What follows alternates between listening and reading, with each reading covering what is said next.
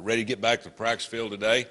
Our guys are excited. We had a good game last week and a lot of team morale with a lot of different players getting to play, and had a good practice Sunday, day off yesterday, and now we're getting ready for Miami of Ohio.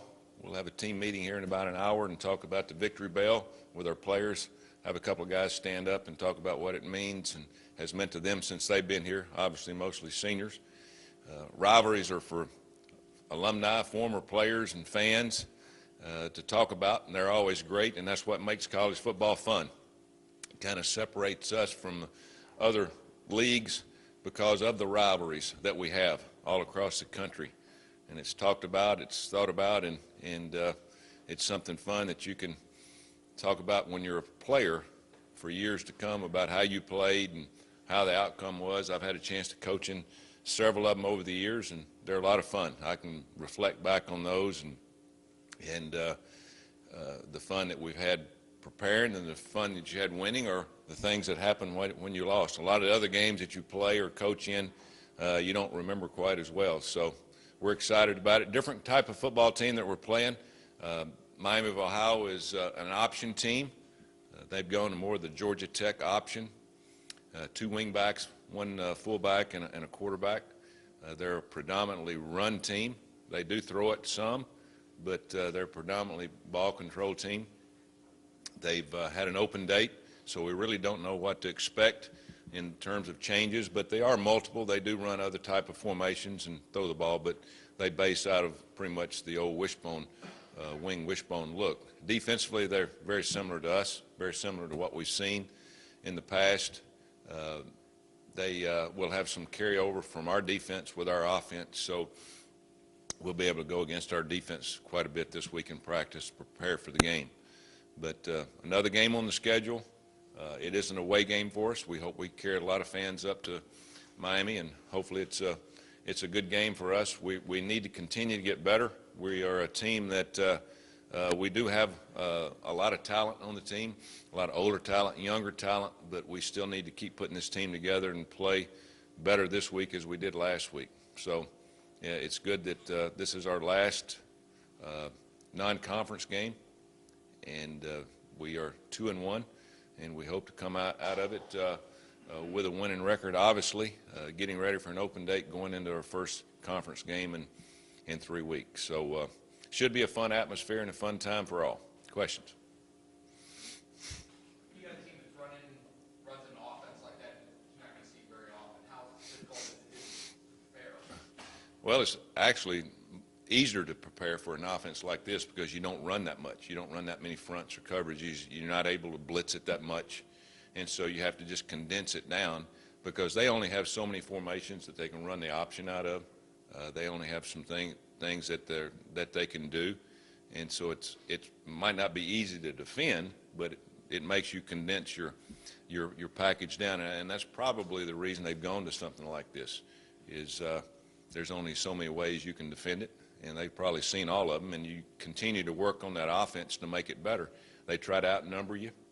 They try to get more people at the point of attack blocking that you have. They try to get a quarterback that can read, take advantage of what an end does or a linebacker does, and then take the ball on the outside and try to outnumber you with the option in terms of being able to have a dive read, a quarterback read, and a pitch read. So we'll condense our defenses down in terms of what we think we can do the best to stop it. We run a 4-man front. I think personally that's what it takes to stop an option offense. For years I coached against Oklahoma's and those teams, and that's what we did against them. It's also a defense that you have to have speed to be able to play the option, to be able to play guys from inside out, turn guys loose, make plays. And so, for us to be able to play this offense, whether we can stop it, I don't know. But I think what we do, and with the knowledge of what we played in the past, Art Kaufman and myself, I think we got a pretty good chance to get our guys in the right position. And it turns into can they block us, or can we get off enough blocks to make plays? Is the most pressure against that type of offense on the linebackers, able to eye where it's going and be fast on the track? Actually, the most pressure starts with your defensive ends. of how you're going to play them, what part of the option they take, and then you go from there determining what they do is what you do with your linebackers and your safeties. Your corners are very seldom involved in part of the option because they're usually split out. And so it starts with your defensive ends, and then it goes with your linebackers, then with your safeties, determining, who's going to play what part of the option.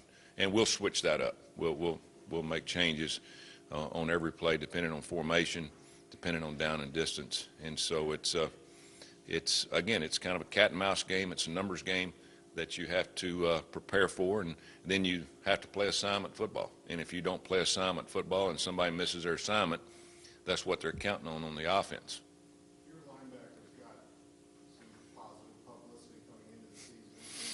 How would you evaluate them so far? Pretty average, and I think most of it means that from that point of view, again, I've coached linebackers for a long time, and we've got Luck, and we got Blair, and we got Temple.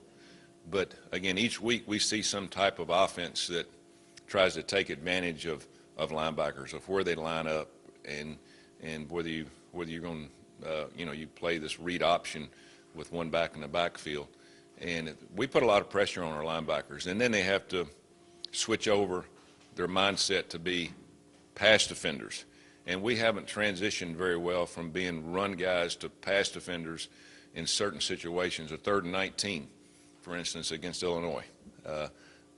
You ought to be able to stop that 10 out of 10 times. Well, they got 20 yards because we didn't transition from run to pass very well at linebackers, and it was our linebackers out of position that gave them that chance to make that first down. So, but we'll get better. I mean, again, it's a hard position to play, and all these offenses that we see, defensive lines pretty much set each week of what they do and how they do it.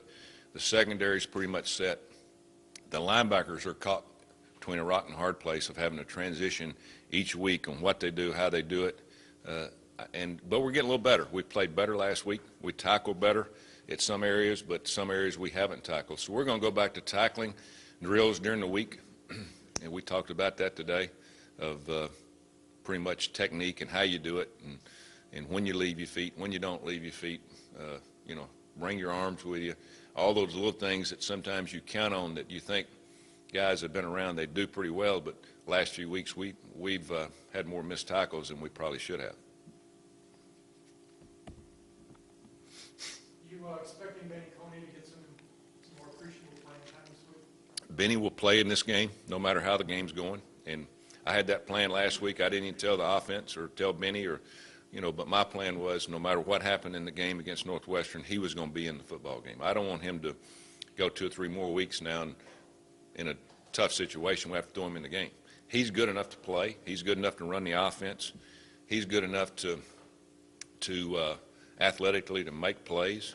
He just needs to learn mentally and teach himself that he knows what he's doing and he can make plays. And so Benny might go in on the 2nd series and might go in on the 4th series. Just depend on how I feel that the situation is. I obviously wouldn't put him in if we got the ball at our own 2-yard line coming out, that kind of deal. But I want him to go in and as I've told him, be ready to any time, have your arm warmed up, be ready to go, watch what's going on, listen to the offensive guys when they come off the field, when we talk about what they've just done, the defense and the adjustments we're making. You better know what you're doing because you're going to go in at any time. I want him to stay into the game. And when you do it that way, I've done this before, it really makes that quarterback focus. This idiot's going to put me in soon, and I better know what the heck I'm doing. Don't just go over there and hang around the water bucket and not know where my helmet's at. I better be ready to go in. And so I want him to really stay focused on what we're doing and how we're doing it. And by putting him in at any time, I think that kind of keeps him more focused. You talked Saturday about how talented John McKay is. How did his transfer happen? How does that type of thing come about? Were you surprised when it did? That he was eligible? Or that he transferred, the transfer over here, and how that all sort of came about? Had a change in coaching staff, change in philosophies.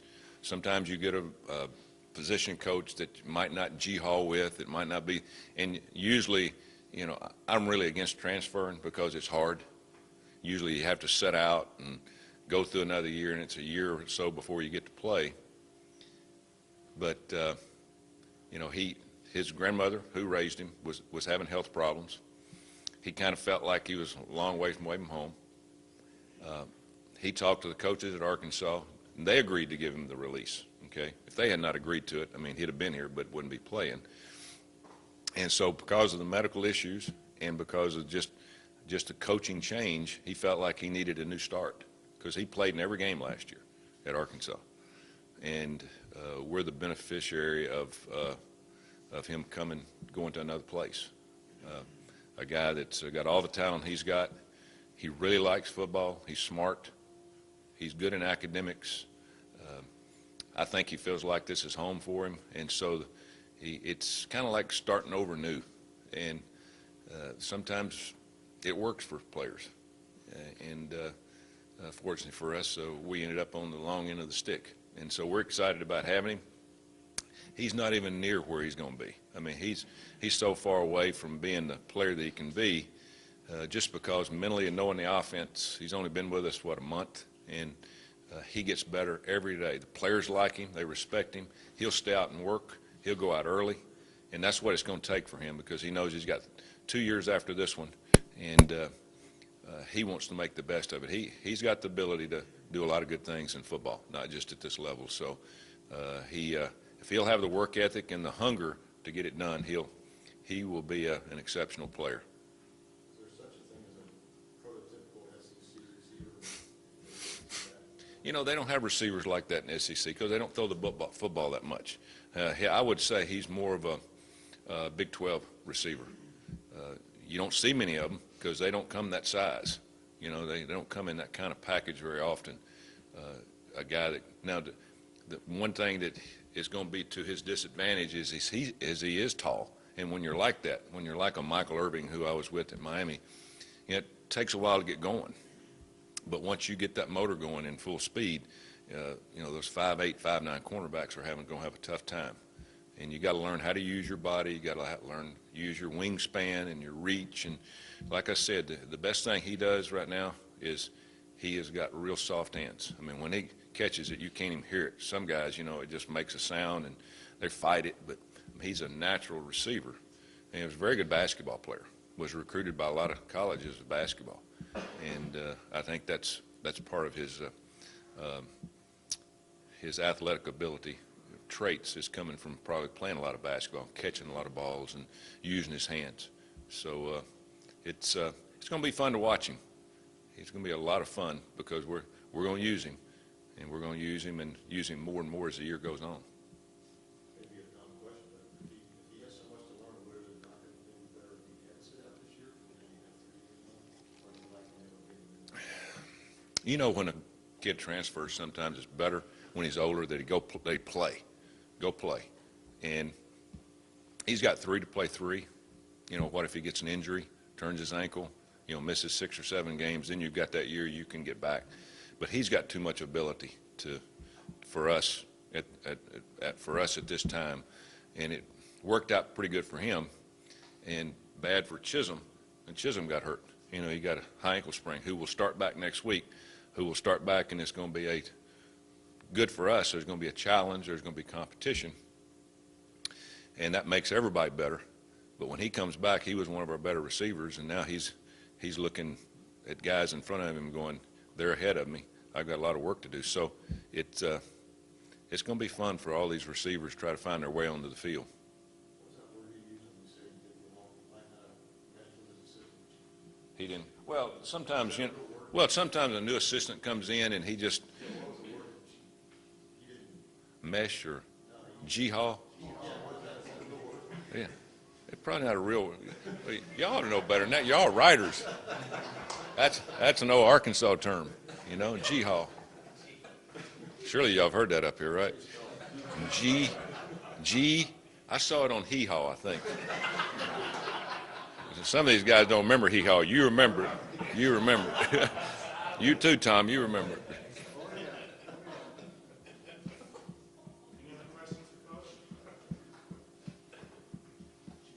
I'll throw one at you like that every once in a while, keep you on your toes. So next week we'll have a definition for G-haw in here for somebody. And how to spell it.